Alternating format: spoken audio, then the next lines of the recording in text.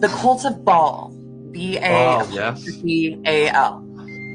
My family masqueraded themselves as Jewish publicly, but behind closed doors, at Passover dinners, when I was drugged, would admit, we are Satanists. They told me that we belonged to the cult of Baal, B-A''A''L. They told me this with consistency while I was being abused. Now, what you can look up about the cult of Baal, information that is publicly available, is that it is thousands of years old. It is a Phoenician satanic fertility cult. And publicly, it's supposed to have been eradicated. But to my knowledge and my experience, it is not. This is what people perceive the Illuminati to be. It is a group of elites that practices forced and uses these crimes to control people. They happen to have a huge reach over politics and entertainment. To answer your basic question, why my family does this, because it was done to them, because having one man bear as many children in a generation as possible and forcing them through these traumatic events, they believe it creates a stronger bond, that creates more loyalty, that it keeps people from talking. And for the most part, they're right, because I'm the only one of my siblings who has directly spoken out about this. There are people who have hinted at it in their music. Of course, Justin Bieber has talked about being assaulted by Usher and Justin Timberlake at P. Diddy's parties, but I don't think it's a coincidence they've only gone after Sean Combs and not his other alleged perpetrators who were born into the bloodline. There seems to be a level of protection for people who are simply born into that world, contrasted with people like Sean Combs or R. Kelly, who joined as adults. But I was not in the boardrooms. I was a child on drugs. So I can't tell you exactly who organizes this, exactly how it happens. It's just speculation and memory. Anya, you're a very powerful speaker and you're very well researched. And we've had a lot of survivors come on, and we salute you, for the level of detail and knowledge that you have. I think it was David Icke who woke me up to the ancient cults and the bloodlines that continue to these generations. And I think you're the first survivor, perhaps, who's actually detailed how that has continued over the ages. So if you could maybe expand on that a little bit, I think the viewers would find this fascinating.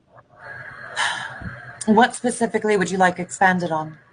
So what was the cult that you mentioned earlier, the ancient one?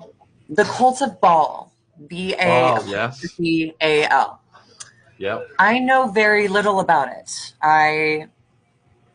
My family masqueraded themselves as Jewish publicly.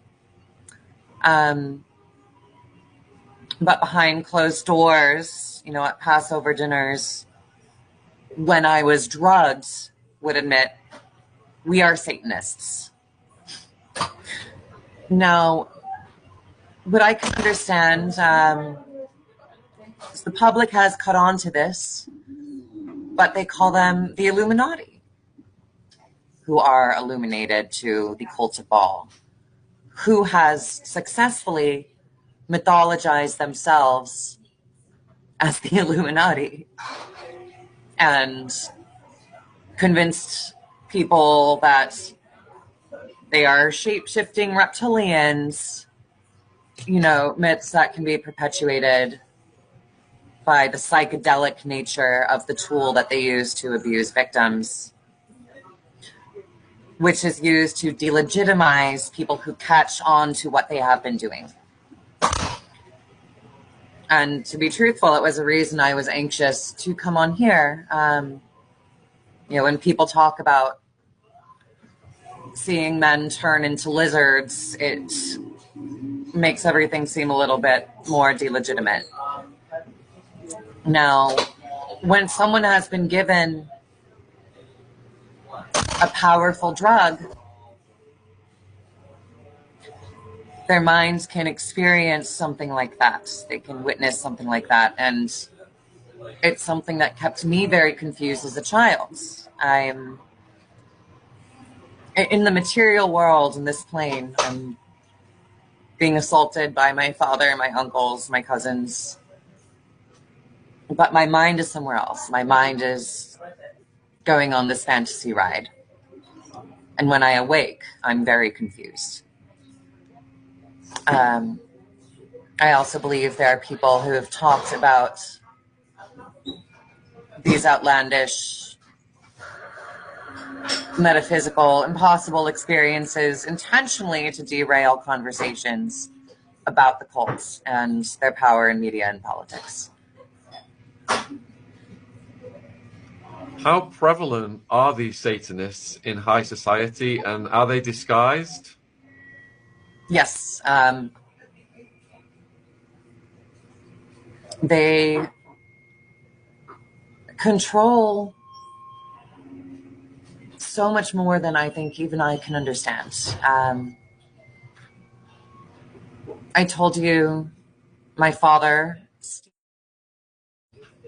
boasted that his grandfather was Walt Disney. Now, I remember when Viacom bought Fox, but Fox held a hard line on not selling the news station. Steve raged and cried for a month because that would have been a full monopoly on the American news market. I remember meeting all sorts of politicians, American and foreign, and entertainers. I think the viewers would be very curious then about Jeffrey, and what's your view on his role in the apparatus? My understanding is that I met him in Aspen in 2007. And that was a reintroduction. My father said, "Hey, remember your Uncle Jeffrey?" And Jeffrey said, "Hey, Anya, it's great to see you again." Jelaine was there. What they told me was that Jeffrey worked for Stephen. And as I've said, he is guilty for what he did to those teenage girls here in New York City and down in Florida. On St. Andrews. But I do not believe he was in charge of orchestrating what has been going on in our family for generations. With my experiences, I believe he wanted to talk more about the other parties involved. And I know he didn't kill himself. I'm not sure whether they let him go and get plastic surgery and flee the country, or if they did, kill him. But I do believe he was a pawn, and that his story blew up in the media to keep people from looking beyond him. If Jeffrey was the one villain, in charge of it, then, oh, he's dead, it's all over, everything's good now. And that leaves my father free to continue 3-year-olds and running Viacom from behind a veil while his paralegal runs his divorce practice, as he bragged about to me growing up. So you're saying that Jeffrey wasn't involved in the full-on occult practices. He was just part of a machine, and then they just used him to make an example out of? He was involved in the full-on occult practices, but not necessarily of his own volition. I have memories of men being forced to assault me when they didn't want to.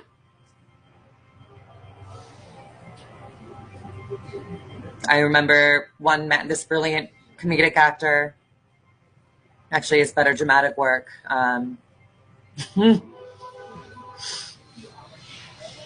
My father's screaming at him,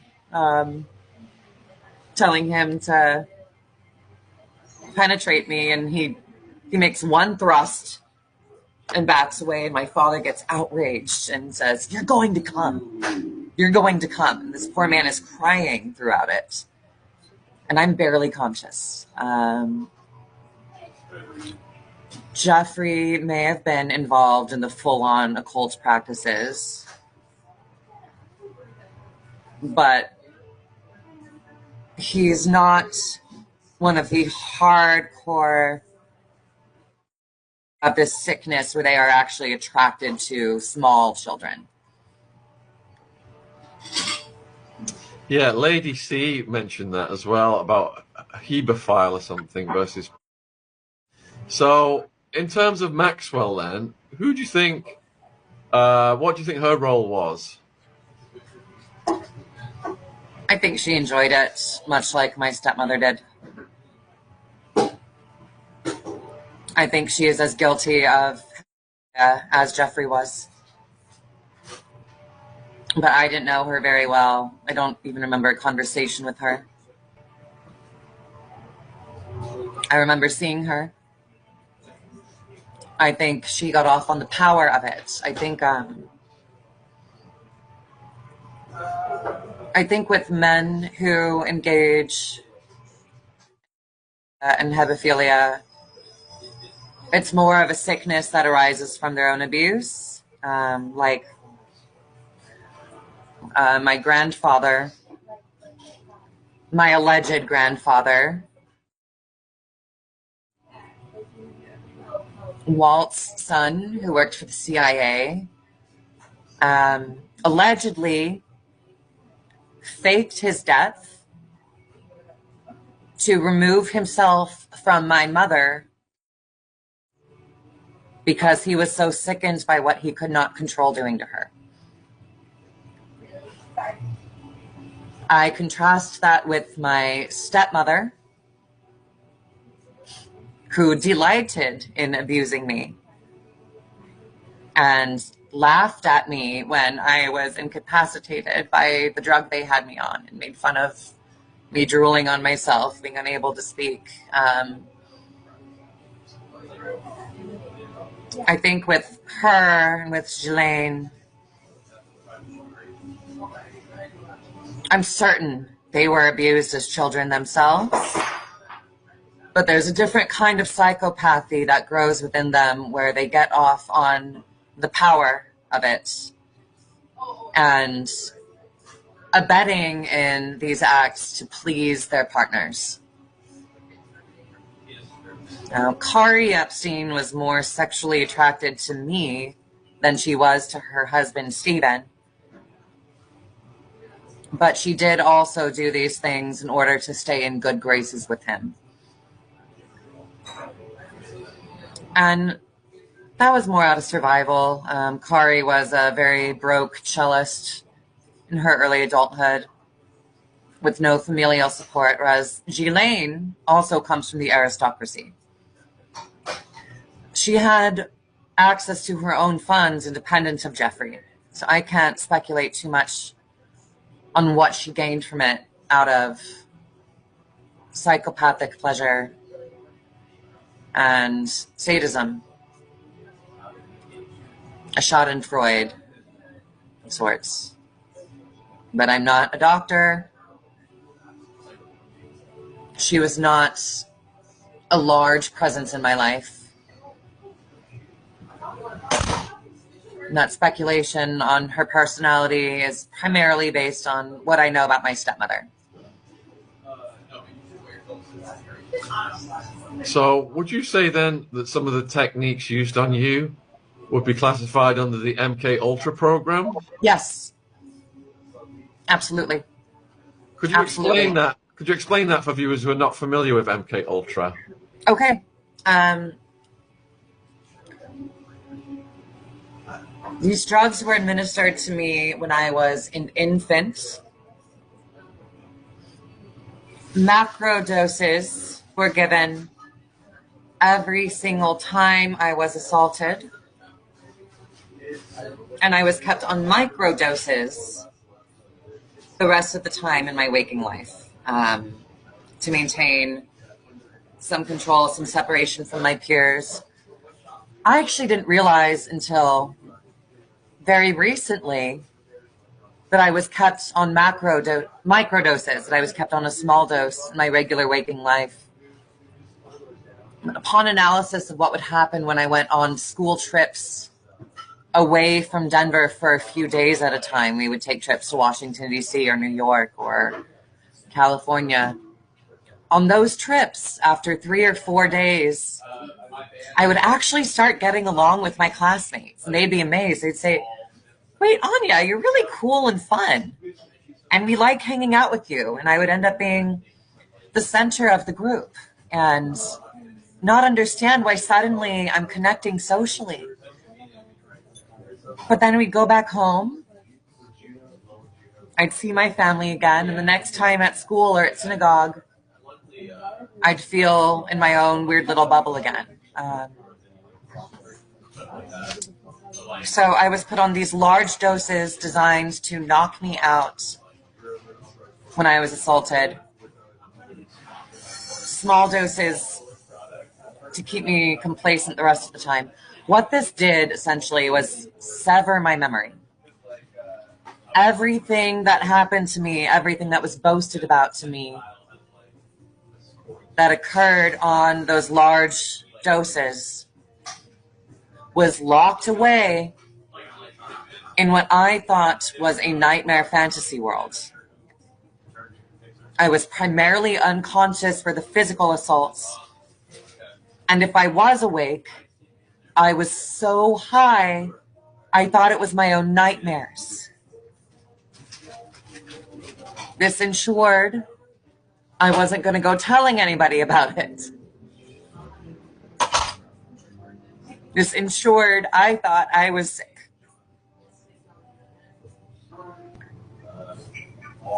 My family does this. The Cult of Baal does this. They do MK Ultra because forging these trauma bonds forges more loyalty. And 99 times out of 100, victims will choose being with other victims over trying to speak to eventually prevent there being more victims. And I'm talking to you because the children who are going through it right now, one day, are going to wonder why nobody cared enough to try to stop it, to try to say something. Now they'll either find me or they will choose to keep their mouths shut because they will understand why, for the most part, victims of MK Ultra choose loyalty over truth.